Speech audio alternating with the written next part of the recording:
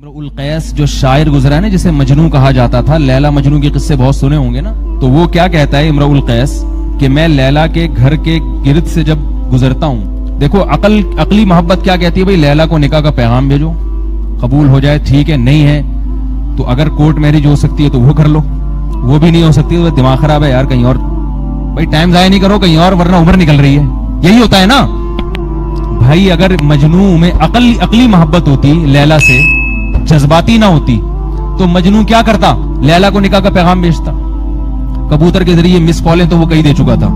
پہلے زمانے میں کبوتر جو مس کال کیے تھے نا، وہ بغیر خط کے جب پہنچ جائے تو وہ مس کال سمجھا جاتا تھا، اگر کبوتر پہنچ گیا محبوبہ کے پاس خط کے بغیر تو یہ کیا سمجھا جاتا تھا، یہ مس کال ہے۔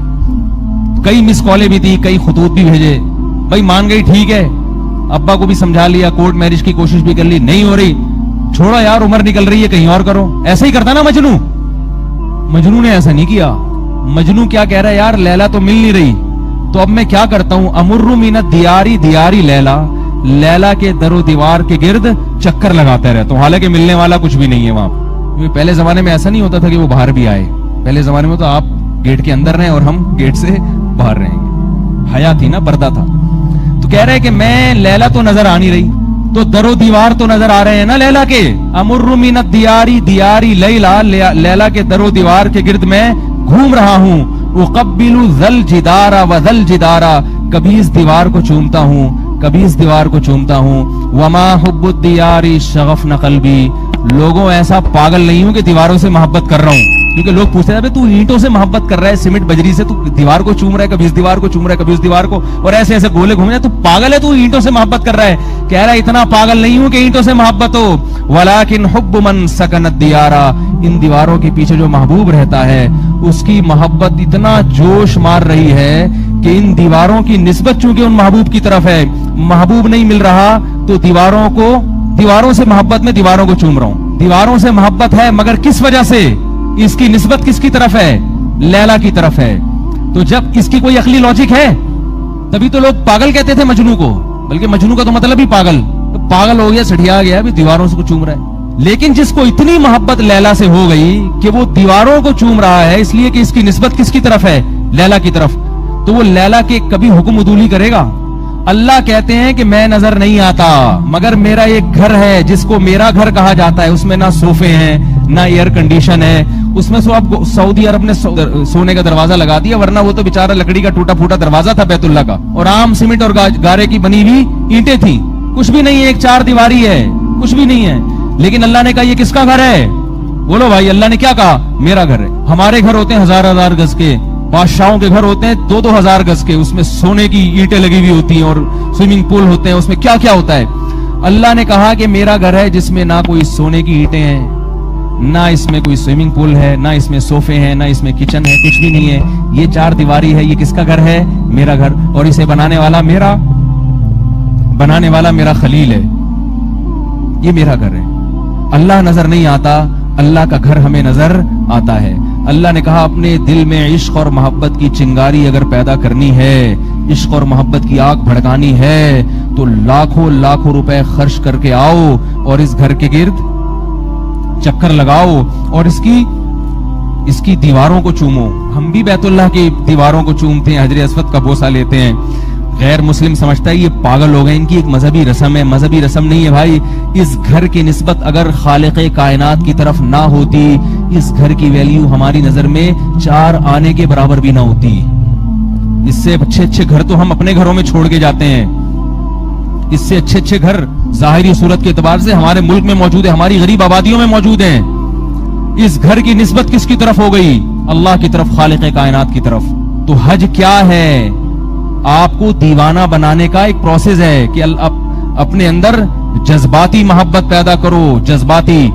لہذا جو لوگ زیادہ جو ہے نا وہ اپنے ایک مخصوص لباس میں گھومتے پھرتے ہیں اور ان کو جو ہے نا وہ ہر وقت اپنی ایک پرسنالٹی کا خیال رکھتے ہیں، ان کو حج کرتے ہوئے بڑی شرم آتی ہے۔ وہ کہتے ہیں یہ 2 چادریں کیسے؟ احرام میں آپ کو پتا ہے کہ جب طواف کرتے ہیں پہلا، اس میں بازو ننگا رکھنا پڑتا ہے، بازو ننگا رکھنا، مرد کو سر ڈھانپنے کی اجازت نہیں ہے، کیونکہ عام حالات میں مرد سر ڈھانپ کے چلتے ہیں۔ تو آپ کو دیوانہ بنایا جا رہا ہے، دیوانہ، कंकरियां मारी जा रही है, कंकरियां सिर्फ इब्राहिम अलैहिस्सलाम की याद ताजा करने के लिए। कंकरी, वहां कोई शैतान थोड़ी है। बाज लोग समझते हैं वो जो खड़ा हुआ है ना सीमेंट का, वो शैतान है, तभी लोग अंडे भी मार रहे हैं, बाज जूते भी मार रहे हैं। वो शैतान नहीं है, शैतान तो वहां से चला गया। वो तो सिर्फ एक निशानी है जो बाद में सऊदी हुकूमत ने लगाई है। निशानी है कि भाई यहां आया था, यहां इब्राहिम ने मारा था, अब है नहीं है, लेकिन मारो तुम। क्योंकि इब्राहिम अलैहिस्सलाम जो कुछ कर रहे थे उस मौके पर वो भी दीवानगी थी, वरना अपने बेटे को ज़बाह करने के लिए लिटाना अकल कहती है। कोई महबूब आपसे कहे बेटे को ज़बाह करो, आप करोगे? बोलेगे भाई मोहब्बत अपनी जगह, बेटा बेटा ज़बाह नहीं करूंगा मैं। मुझसे किसी ने सवाल पूछा कि ये जो हम कुर्बानी के दिन जानवर इतने काटते हैं, इसकी क्या लॉजिक है? इतने पैसे किसी गरीब को दे देते तो अच्छा नहीं था?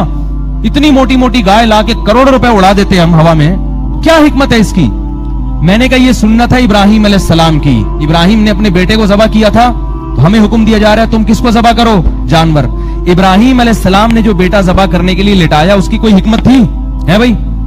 और अगर इब्राहिम अलैहिस्सलाम को जब अल्लाह ने हुक्म दिया कि इस्माइल को ज़बाह करो, इब्राहिम अलैहिस्सलाम यही इश्काल अल्लाह से करते जो आप मुझसे कर रहे हैं कि अल्लाह इसकी क्या लॉजिक है? तू मुझे हुक्म दे मैं गरीबों को खाना खिला दूं, तू मुझे हुक्म दे मैं 100 ऊंट ज़बाह कर दूं, तू मुझे हुक्म दे मैं ये काम कर लूं, ये काम कर लूं। ये बेटा जिसने कोई जुर्म नहीं किया, 7-8 साल का बच्चा, बिल्कुल मासूम, और ये दिया भी तूने है। अगर तूने इसको ज़बाह ही करवाना था तो इसकी बशारतें और खुशखबरियां क्यों दी थी तूने मुझे?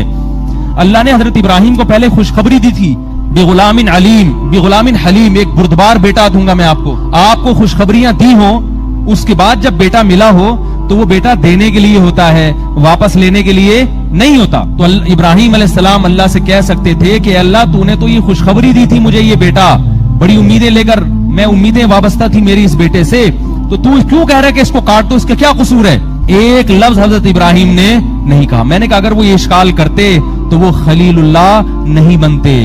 खलील हबीब से ऊपर की चीज है, हबीबुल्लाह एक अलग है, खलील उससे भी ऊपर की चीज है। तो वो खलीलुल्लाह नहीं बनते, अल्लाह के खास जिगरी दोस्त ना बनते हो। इब्राहिम ने कहा कि जिस खुदा ने ये बेटा दिया है, जब वो कहेगा इसको काट दो तो उसके हुक्म पे काट दूंगा मैं। कोई लॉजिक नहीं, कोई हिकमत नहीं, खुदा ने कह दिया वो खत्म। तो मैंने कहा वो बेटा काटने पे तैयार है, आप गाय काटने पे तैयार नहीं है, आप उसकी लॉजिक पूछ रहे हो, जबकि उसको पैदा ही अल्लाह ने कटने के लिए किया है। गाय क्यों पैदा हुई है? कटने के लिए पैदा हुई है भाई, दूध देगी, जब तक देगी देगी, नहीं तो काट के खा जाओ। इसीलिए तो इंसान की खिदमत के लिए है ना वो।